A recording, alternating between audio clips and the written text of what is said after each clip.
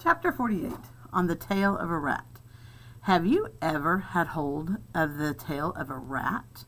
At best, it is an unpleasant sensation, scaly and cold, similar to holding on to a small, narrow snake. At worst, when you are dependent upon a rat for your survival, and when part of you is certain that you are being led nowhere except to your death, it is a hideous sensation, indeed, to have nothing but a rat's tail to cling to. Nevertheless, Despereaux held on to Botticelli Rimorso, and the rat led him deeper and deeper into the dungeon.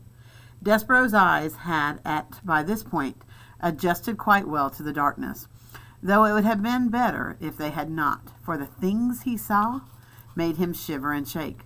What did he see? He saw that the floor of the dungeon was littered with tufts, small pieces of fur, knots of red thread, and the skeletons of mice.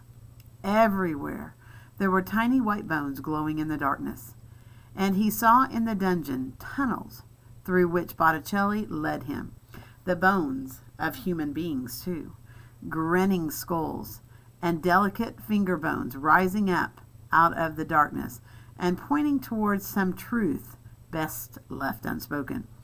Despereaux closed his eyes, but it didn't help. He saw, as if his eyes were still open wide, the bones, the tufts of hair, the knots of thread, the despair. Exactly. Botticelli laughed as he negotiated the twists and turns. Oh, yes, exactly. If what was in front of Despereaux was too horrible to contemplate, what followed behind him was perhaps even worse. Rats. A happy, hungry, vengeful parade of rats, their noses up in the air, sniffing, sniffing. Mouse, sang out one rat joyfully. Oh, yes, mouse, agreed another. But something else, too. Soup, called out another rat. Yes, soup, the others agreed. Now remember, the soup came from Despereaux eating the cook's soup before he went into the dungeon.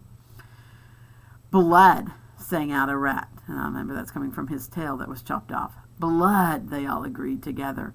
And then they sang, Here, mousie, mousie, mousie, here, little mousie.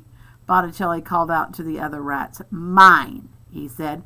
This little treasure is all mine, gentlemen and ladies. Please, I beg you, do not infringe on my discovery. Mr. Rimorso, said Despereaux. He turned and looked behind him and saw the rats, their red eyes and their smiling mouths. He closed his eyes again. He kept them closed. Mr. Rimorso, he shouted. Yes, said Botticelli. Mr. Rimorso, said Despereaux, and he was crying now. He couldn't help it. Please, the princess. Tears, shouted the rats. We smell tears, Mousie, we do. Please, shouted Despereaux. Despereaux closed his eyes. You can see him right here hanging on to Botticelli's tail. And then in the back, I don't know if you can see it as clear, but you can see the shadows of the mice that are following behind. Little friend, said Botticelli, little Despereaux Tilling, I promised you, and I will keep that promise.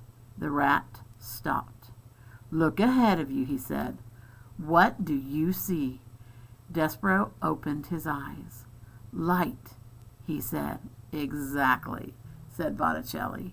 Light.